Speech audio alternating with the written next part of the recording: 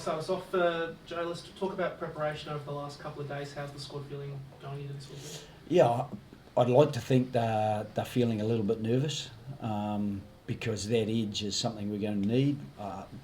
Again, the very fine margins that fell our way, and we pushed them our way with some good stuff in that last quarter. We're going to have to try to make sure that's delivered from start to finish, and that's always a challenge for any team because inevitably there's momentum shifts in test matches, and I think we've really pushed discipline this week. That first half, I think there were too many access points, and that just allowed them to put scoreboard pressure on us. Obviously, making sure we've got a couple of solutions from those midfield scrums, and there's plenty of other things that I think the Argentinians have the potential to throw at us. So we've tried to cover some bases, and we've also tried to build on our ability to score, and on the back of those 4 tries last week, we've got to try to make sure that we galvanise any of those opportunities to exert that pressure, and then to finish it off. Talk to us a little bit about the selection of Tane coming into 10. Obviously, he's played a couple of different roles across the team over the last couple of months. What did now feel like the right time to bring him in? Yeah, he's in behind the scenes. He's been very versatile for us. I don't know if you saw, but in the 17th minute in Cape Town, Tate McDermott hurt his ankle. Mike Cron was teaching him how to feed the scrum at half time in Cape Town, and Joe Sue was ruled out, and I said, hang on, Crono, no, I need him. He's going to have to play in the midfield. And so at that stage, Tane, he was super in that game. For a bit of a patch together back line, I thought he filled in really well, and I think that would have contributed a little bit to his confidence, and we wanted to give him more confidence and more time to, I guess, familiarise himself with running the team in a pivotal position like number 10, and it's nice to have the security of James O'Connor available to come off the bench as he did last week, and not only did he settle things down, but he also ramped them up when it needed to be ramped up. Is he becoming your, well, you mentioned the word versatile, but is Tane becoming your Mr. Fix-It? Well, he had to be so far. He is a bit versatile. He's brave. Again, in that Cape Town test, he took a superb high ball, made some really good tackles. He's got some good width in his passing game and a good feel in his passing game. So being able to slot in and move around is an advantage. But we'd love to give him the best chance in a specialist position this weekend, and the best opportunity to do that was to put him in from the start. He obviously got reps on Tuesday at training, the majority of the reps today, and as I said, James has got a lot more of them over the last 4 or 5 weeks and beyond, so it's been good that he gets to build a bit of confidence, and James and Tom have been really good sitting in behind that and chatting to him about how, what and when he might choose to do things.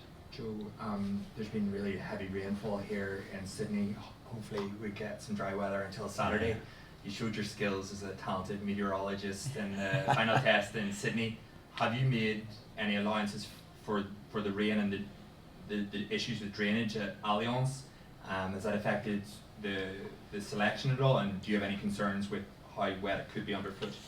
The forecast is for it to clear up this afternoon and then to be fine tomorrow and fine the following day. So not too much breeze around, that would help, but probably just enough to shift the air and dry things out a little bit, and that's what we're hoping for.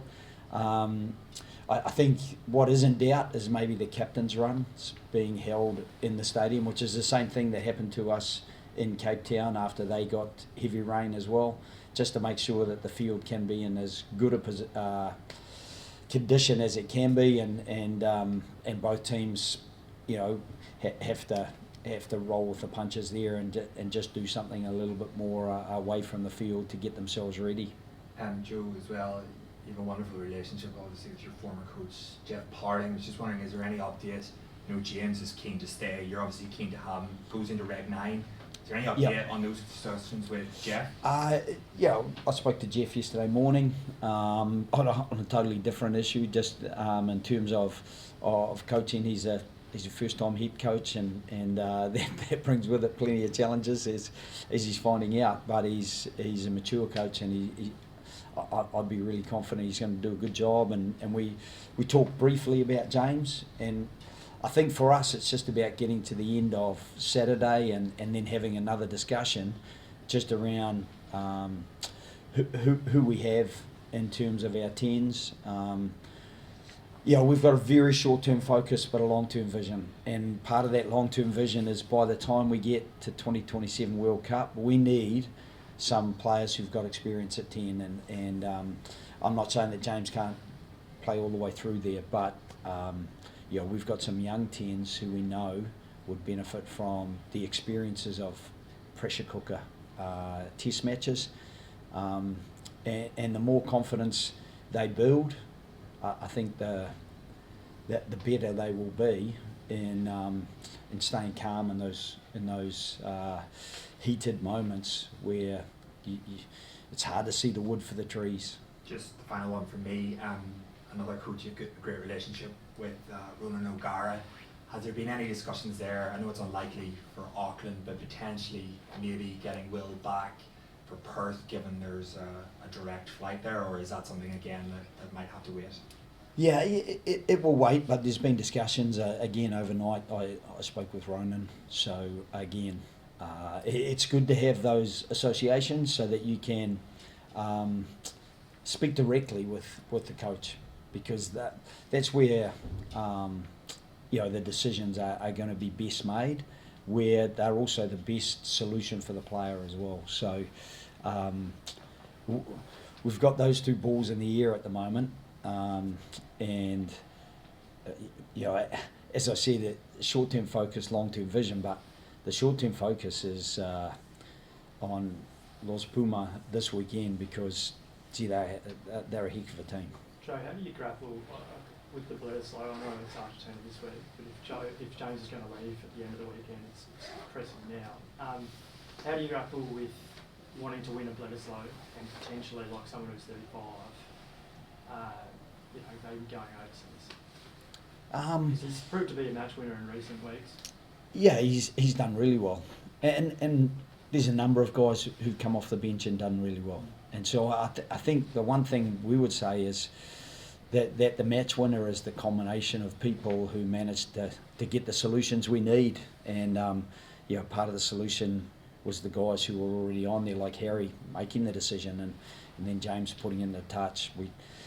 We get the detail with Brandon playing Amosa to get the line out right, and then cause them stress to get a couple of shots at it, thankfully, and finally get over with again Angus Bell, who came off the bench and contributed to being a match winner as well. So I think James's experience is something you can't coach experience. You can try to fast track it just by trying to put them in pressure situations at training, get their feedback, give them feedback, let them reflect, and then come back to things. So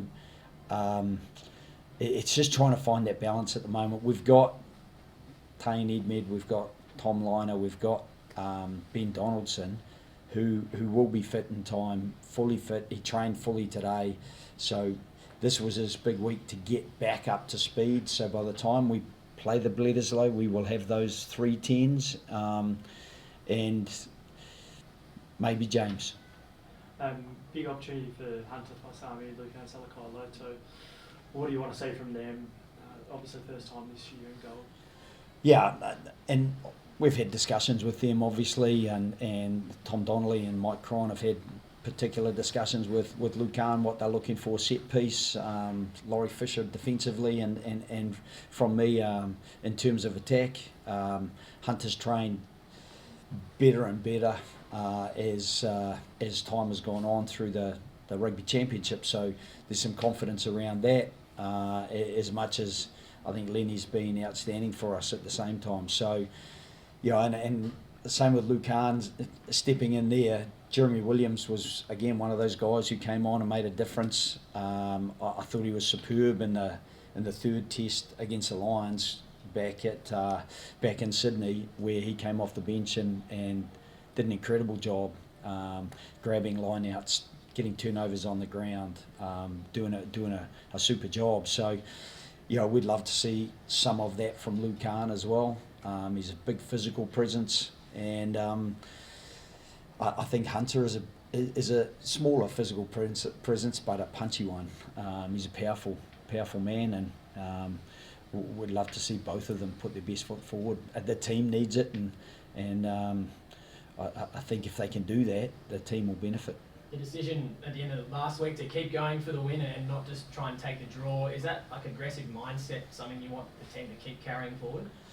That the mindset was very much driven by the leaders on the field at the time, and I love the fact that they grabbed it by the scruff of the neck and made their decision and went with it. Probably the only time I piped up at one stage when James was looking like he was going to kick for touch, I wasn't sure that was going to be the right option because there's too many variables that could go wrong. Whereas just give it to Brandon and he'll punch it forward, and then we actually had a play that we had up our sleeve and we didn't quite get to play it, which you don't really care as long as you get the ball over the line. So the play wasn't just give it to Belly. It was a little bit more complicated than that, but I give it a Belly and he scores, I'm happy. The aggressive mindset and the focus on making sure that the aggressive mindset is backed up with the right actions, because you can be aggressive in your mindset, and if you're shoddy with your execution, then you're still not going to get the result. So part of it is having a confidence to go for it, and part of it is having a competence to deliver it. Are you seeing enough from this team, Joe, to feel confident in winning the Rugby Championship? Oh, Jamie, I'm never confident. But 10 years. I'd love it to happen. We're working as hard as we can to try to make it happen, try to help it happen with the back room. And I'm talking about the full back room. 86-minute game last week. Damien Marsh, Nigel Ashley-Jones, they're working really hard on the physical preparation of the team. Nutritionally,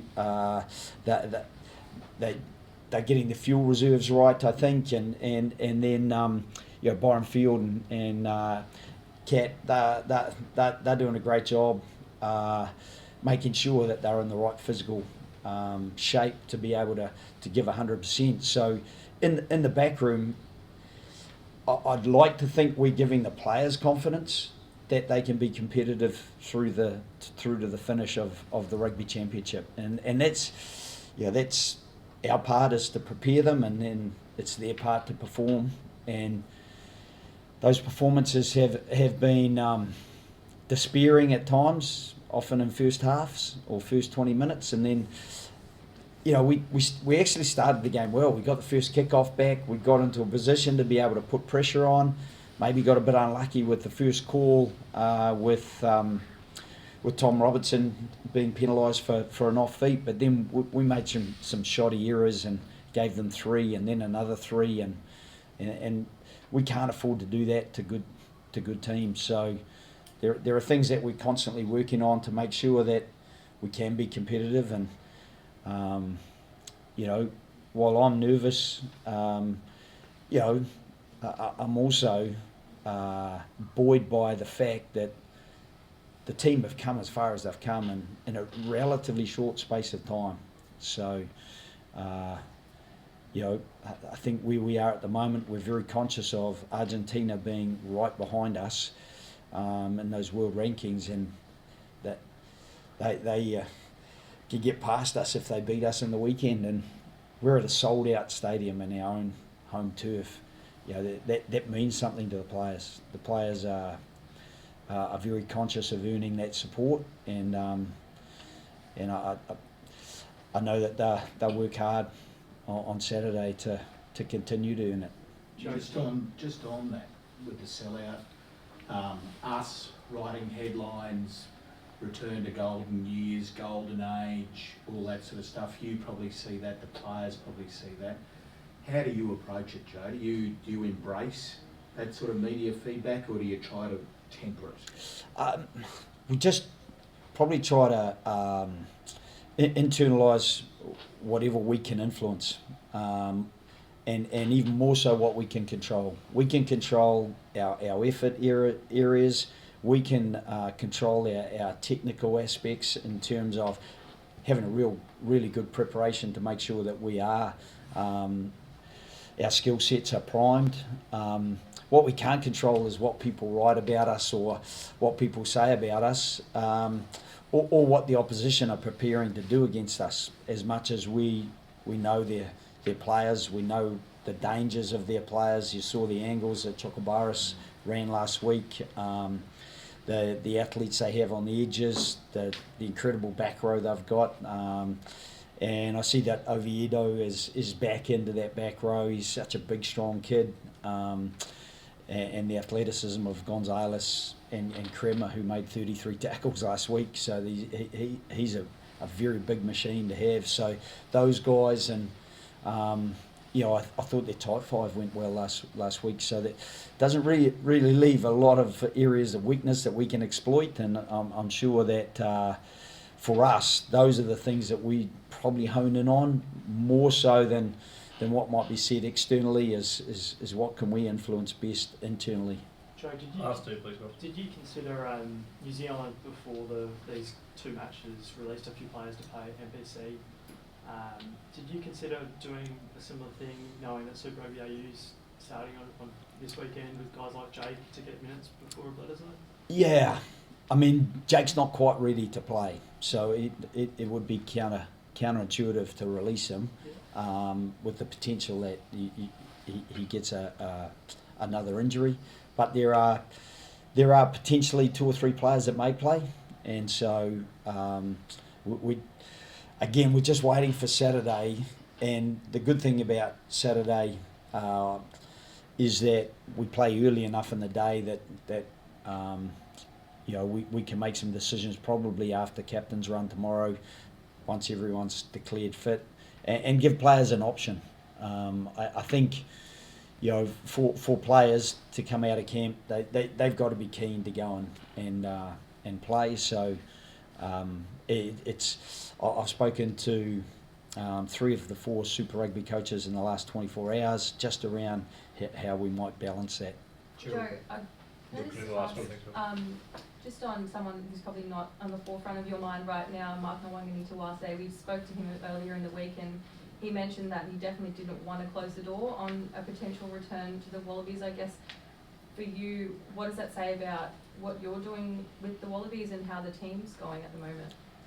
Yeah, again, Mark Nwangani-Tuwase is a guy that we've kept our eye on for sure. He's certainly scored some pretty impressive tries for the Roosters, and I don't think we discount anyone in terms of players who have either been in the gold jersey previous or have come through the school system and potentially would like to be back involved with rugby union, just because there's so much talent amongst some of those players, and his athleticism in the air is not too different from Joseph Akuso-Suali'i. So, to have athletes like that, it's always something that would add value. But at the same time, we've got guys who've stayed invested in rugby union, and Max Jorgensen has been outstanding. Corey Toole has come through, and his 2 tests have been really impressive. Harry Potter, before he got injured, was playing really well, and Dylan Peach brings a real physical edge out wide. And so there are a few wingers that have been good for us as well. So, yeah, I saw Mark in passing a couple of weeks ago, and he certainly looked in good shape. So You've been watching him play for the Roosters, or? yeah, as I said, I've seen him score a couple of very impressive tries. He loves that, loves getting in the corner and quite acrobatically. So yeah, again, there's a few guys floating around that that have been in the rugby union production line who I don't think Rugby Australia have closed the door either. So yeah, that a lot of that rests in Mark's court as to what he does next. I haven't spoke to Trent about it, but yeah, I'm not sure Trent is looking to let him go at this stage either. I don't think he's got. We have to go to next week. Is there something else? I was just going to say, like, realistically, what kind of time frame would he be looking at if he was to come back for the World Cup? Yeah, I don't know what his contract is with He's the only Roosters. a year left. He's got a Only year 1 year, left. Yeah. Yeah. So I think he'd make it back. But